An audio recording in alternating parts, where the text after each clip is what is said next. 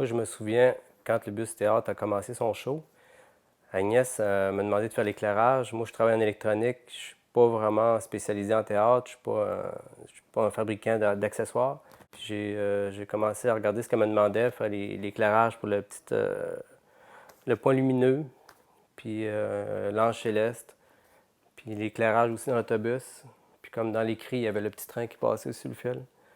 Ça fait qu'au début, c'était tout fait maison parce qu'il n'y avait absolument rien. On ne pouvait pas rien acheter déjà tout fait. Il fallait tout fabriquer nous autres mêmes, par nous autres mêmes.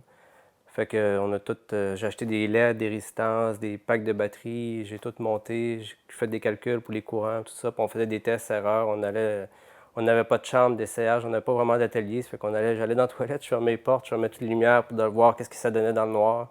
Je ressortais, je changeais un peu je refaisais des calculs, je changeais les résistances un peu. Je retournais faire des tests, puis en tout cas, ça a marché très bien. Puis ce qui était hot aussi, c'est l'ange céleste, les premiers tests qu'on a faits.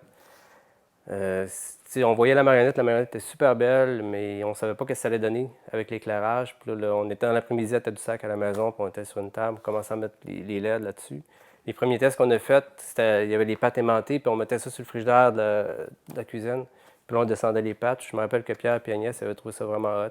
Puis moi aussi, j'ai regardé ça, je disais, waouh, en voyant la lumière, là, on voyait vraiment ce que ça allait donner. Puis c'était vraiment spécial. Puis, c'est ça, c'est un pas pire périple.